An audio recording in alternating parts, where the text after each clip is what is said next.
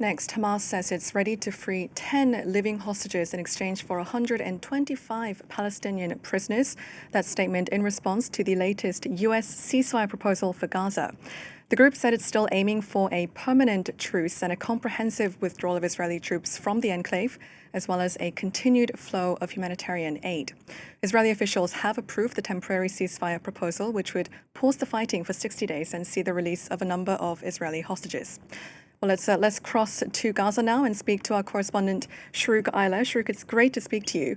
Now, Hamas has maintained that any deal should lay out a pathway to a permanent end to the war. Do we have any more details on some of the other conditions it's laid out? Hey, Trini, thank you for taking me today. So basically, in terms of the latest proposal by Withdrawal, the proposal basically is not guaranteeing that the ticket out of this war.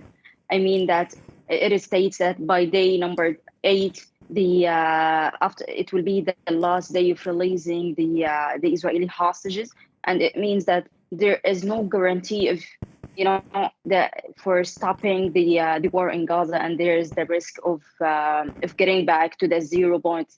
To repeat the same scenario that happened in the past 2 months ceasefire, the one that happened by the late of January to the late of March. So basically, this fears of not having a sort of, like, let me say, to have a fragile ceasefire is hovering over all of us. We are all here, even though, like, the government and the people themselves, because there is no guarantee that there will be an end for what is happening here.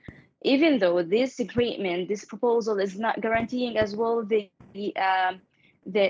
mechanism of entering the aid tracks to Gaza, and the amount of the aid track that is just allowed in this proposal is just so few that doesn't meet the minimum needs for the people here. It's just a drop of an ocean of needs for the people.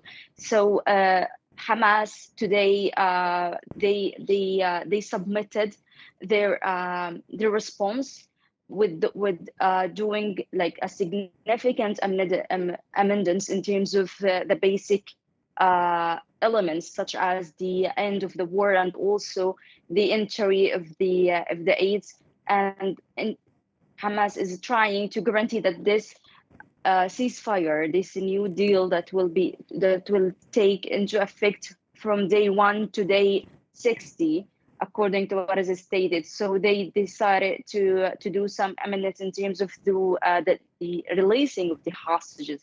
So they provided a timeline in terms of the releasing of the hostages, and not releasing them in the beginning of the ceasefire. So they are, like I say, distributing the releasing among this period, just to make sure that there is a source of guaranteeing that it will take into effect till the last day, and it will be a path for further negotiations in terms of ending the war and other related topics. And as someone who is, living in Gaza, give us a picture of just how dire the humanitarian situation is at the moment, because obviously the aid that's trickling in is nowhere near enough to meet the needs. I mean, are you managing to get access to food and other supplies? Well, basically, personally, for me, my family, my siblings, my friends and relatives, none of us got an access to get a food package of the latest food distribution that happened. This distribution happened by the US company that is in charge for doing the distribution. We're in 2 locations, one in Rafah, in the southern part of the Gaza Strip, and the other one in Netzarim, which is the isolating border between the north of the Strip and the south of the Strip. What happened actually during the distribution, that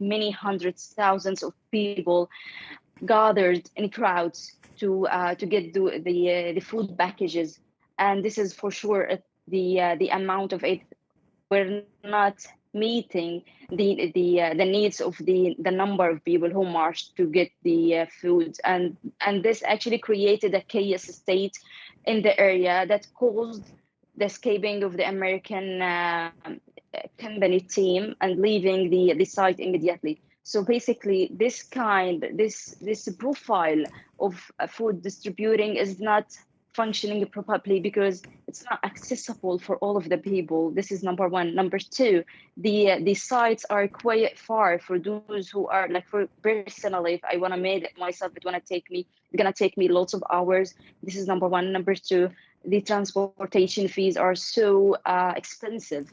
So let me say the sites are not reachable, and also like it's been almost like 3 months being it's like starving the people here, putting them in hunger and famine. That's why there is no control over those people, and which is so expected basically, because they are spending days with not having a loaf of wheat flour. So there should be like it is just a demand from all of the people here to return to the past distribution plan, which means that those aid tracks goes to the international organizations here in Gaza, and those international organizations, they have several branches, several locations and warehouses that is just widespread throughout Gaza Strip, and this actually guarantees the delivery of the food packages to all of the people as it used before, and it was implemented actually in the past 2 months ceasefire. Shrouq, thank you very much indeed for those updates. Take care of yourself and speak to you soon.